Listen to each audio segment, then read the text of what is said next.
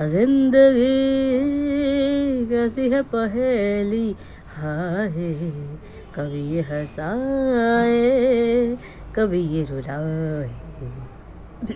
सत श्री अकाल जी, क्या हाल चाल। उम्मीद करता हूँ सब ठीक ठाक होंगे। आप सोच रहे हो कि चाचा जी को क्या हो गया, चाचा जी इतने इमोशनल क्यों हो रहे हैं।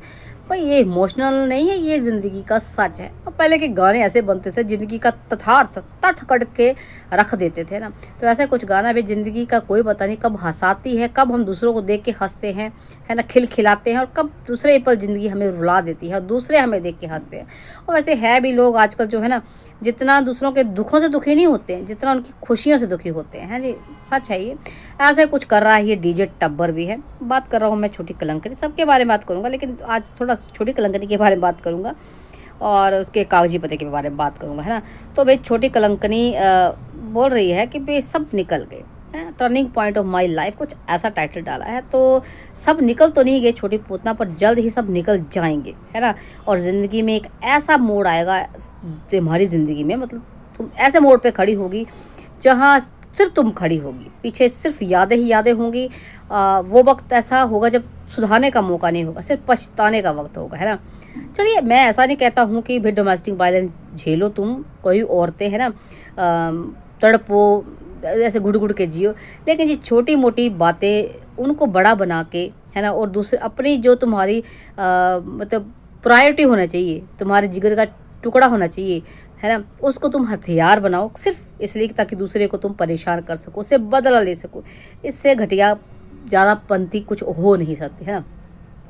जहाँ तक बात करी जाए भाई, हमेशा जो है एक पिता को सुनाया जाता है, पिता ऐसा, पिता ने वैसा नहीं किया, पिता ने ऐसा किया जी। हमेशा था ये कि भाई जो अग्नि परीक्षा एक औरत को ही देनी पड़ती थी, है ना, ऐसा होता था। लेकिन अब वक्त बहुत बदल चुका है। अब तो मुझे लगता है कि अग्नि परीक्षा जो है एक मर्द को बार बार देनी पड़ती है, मतलब उसको बार बार साबित करना पड़ता है कि भाई हाँ, वो बच्चे से मिलना चाहता था, बच्चे से प्यार करता है, आज भी मिलना चाहता है, वो मतलब कर सकता है। उसको बार बार ये जो है क्या कह सकते हैं, एहसास दिलाया जाता है ना।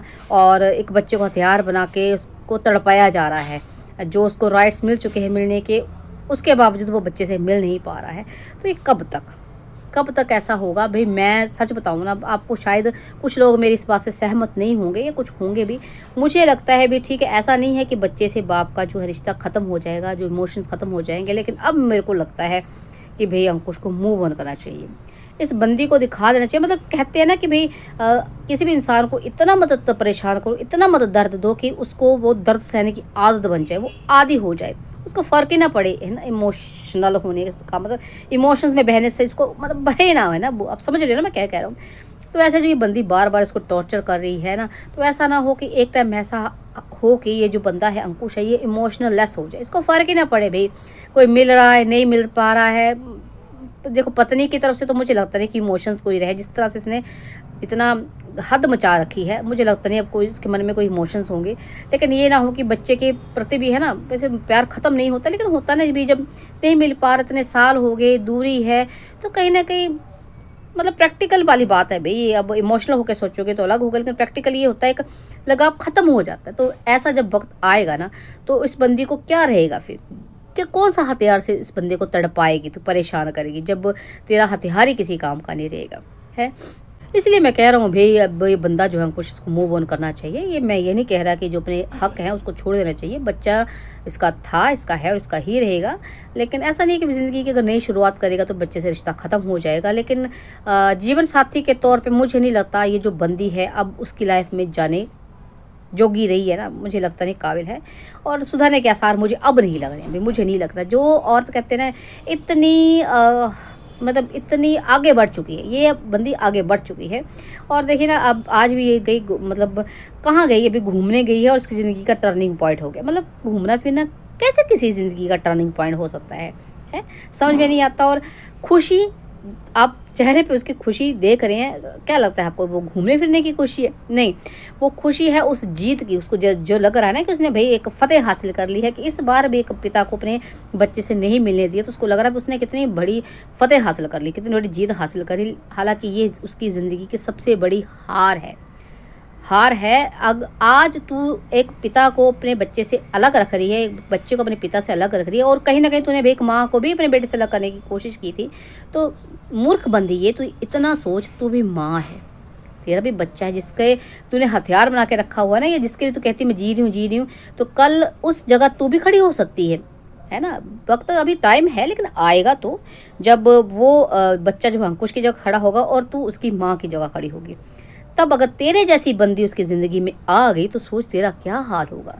जिस एक बच्चे के कहती ना सहारे हूँ मैं, सहारे हूँ, जब वो सहारा ही तुझे, मतलब ऐसा तो नहीं हर एक अंकुश बंदा जो अंकुश की तरह नहीं हो सकता कि माँ को ना छोड़े, हो सकता है भाई, और जो उसकी पत्नी होगी वो स्नेह रखे, प्यार रखे, मतलब जो भी कुछ भी हो सकता है भाई। चाचा जी बहुत लंबी बात करें, लेकिन ऐसा होगा, है ना। तो क्या करेगी तू, है जरा सोच मूर्ख, और जरा सोच, है ना। मतलब जी किसी को हराने के चक्कर में इतने मत गिर जाओ कि जब तुम हारो, जब तुम गिरो तो कोई तुम्हें उठाने वाला ना हो, और तुम खुद उठने लायक ही ना हारो। मैं तो सिर्फ इतना कहना चाहता हूँ। और दुम छल्लों की तरह दूसरों की उछलती चल रही है भाई, हमने ये मांगा था, वो मांगा था, क्या मांगा था तूने। तो देखिए, भगवान का शुक्रिया अदा हमेशा करते रहना चाहिए, लेकिन अभी तेरी ज़िंदगी में क्या ऐसी तूने जो है वो केस तेरा चला हुआ है, कोई इसमें कोई सोल्यूशन नहीं निकला है, और बच्चे को तू दूर करके, मतलब क्या तूने ये मांगा था कि भाई मैं कैसे ना कैसे करके बच्चे को दूर रख लूँगी, तो मेरी जीत है, मैं इस जीत का शुक्रिया अदा करने जा रही हूँ। कुछ नहीं हो सकता तुम लोगों का, कुछ भी नहीं हो सकता। तुम मतलब एक गलत जो है वो मैसेज दुनिया को दे रहे हो। आज़ाद लड़की, आज़ाद औरत होने का तुमने मायना ही बदल दिया है।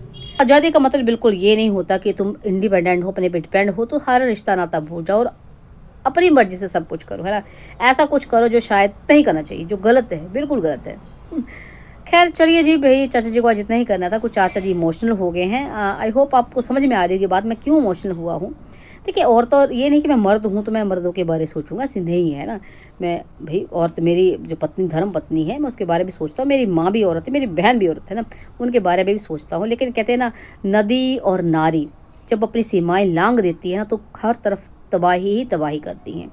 एक नारी जो है घर को स्वर्ग बनाती है, और एक नारी घर को नर्क भी बनाती है। तो ऐसी ऐसी नारियों से भगवान बचाए जो तबाह कर दे सब कुछ, है ना।